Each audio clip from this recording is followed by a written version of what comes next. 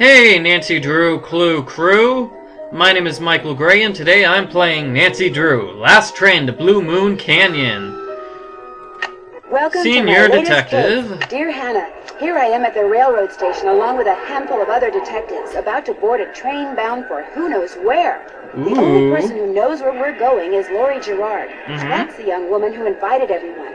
Actually, she didn't really invite me. She invited Frank and Joe Hardy, and they invited me. And I've always wanted to join forces with the Hardy boys. I just hope this doesn't turn out to be another one of Lori's silly attempts to grab publicity. Some people can be a little too rich and a little too famous for their own good.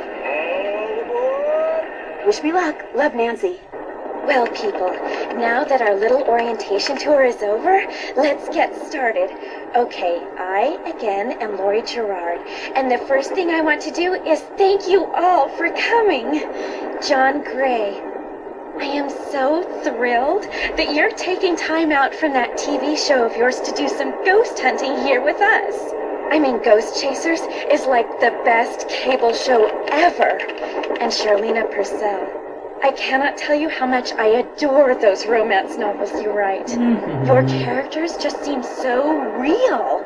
And all that stuff you know about the Old West, you are just awesome. And Tino Balducci, only the most famous police detective in the country. And then there's Frank and Joe Hardy. Yay! They're amateur detectives. My dad and their dad are old friends. And you must be the other amateur detective, their friend? Natalie? Nancy Drew? Whatever. All right. I'll bet you're wondering where we're going. Well, we're going to Copper Gorge, Colorado. Why?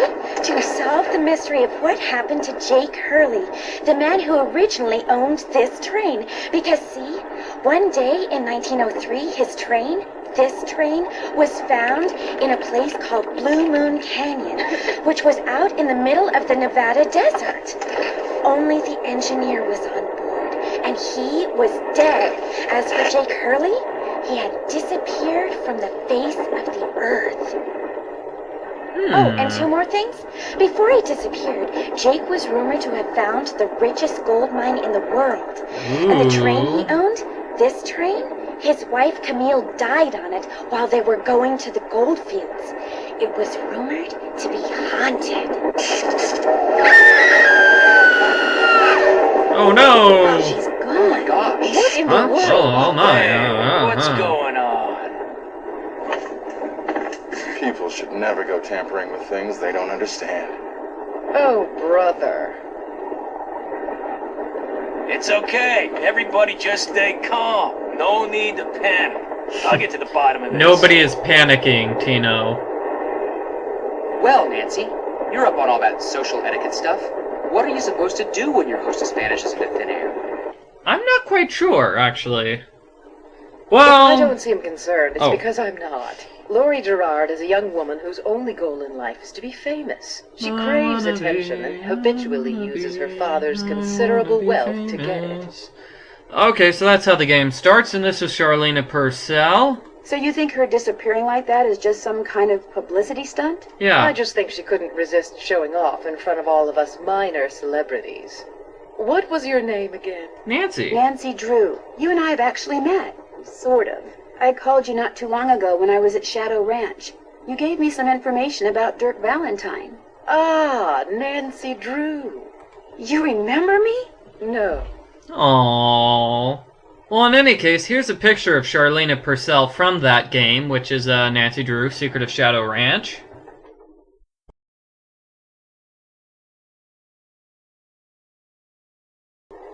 So quite clearly, she has changed her hairdo. What else do you know about Jake Hurley? Psst, Nancy, Huh? Oh, come here. Hardy Boys want to excuse me talk for to a us. Team Detective moment. All the team detectives are getting together. Hey, Nance. Where have you two been? I followed Tino Balducci. And I went after John Gray. He went straight to the room in the car that used to be Camille's and didn't come out again. I could hear all these weird noises coming from inside. Interesting. Any idea what he was doing? I was just about to go in, but the next thing I know, Joe's got my arm in a vice grip and is dragging me back here, babbling about how Balducci's our guy. He found something on the floor right where Lori was standing when the train went dark. I saw him pick it up and put it in his pocket. Then he left. Did you see what it was? When I tried to talk to him, he just kind of brushed me aside and said something snotty like, "I'm on the job here, Junior, so just go back to the playground and stay out of the way." In case you two hadn't noticed, we're not getting a lot of respect around here. Yeah. Can we at least tell Balducci that we do stuff for ATAC? You know the rules. ATAC? American Teens Against Crime. We do a lot of undercover work for them. Wonder Yeah. Pal's probably never even been undercover. Joe, let it go. What'd Charleena have to say? She thinks Lori is faking this whole disappearance thing. She's not the only one. How can you say that? You heard Lori scream. Anybody can scream, Joe. Especially girls whose fathers have given them acting lessons along with everything else they've ever wanted. What about you, Nancy? What do you think? I think I'll agree with Joe. I kind of agree with you. You've got to be kidding. Ha ha ha. Do you think maybe one of Lori's other guests is in on her disappearance? Yeah. It's certainly possible. From the way she talked, it didn't sound like she knew any of them. Maybe that's what she wanted us to think. Or maybe that's what one of them wanted her to think. Well, whether Lori disappeared by force or by choice, what we've got to do now is find her. Yeah. Absolutely. Has anyone talked to the engineer? Not that I know of. Then I'm going to head up front and tell him what's happened. Maybe he knows something we don't. Good idea. In the meantime, we'll take another look around in here. Great. Catch you later. Okay, so that's the Hardy Boys. Nancy's friends. They're also super detectives like her. Frank and Joe Hardy. I didn't want to talk to them again. Okay, and this is the little dining car A here. square and a duck.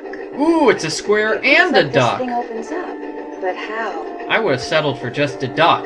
Or just a square, but a Looks like square some sort and a of duck? steam valve. Awesome.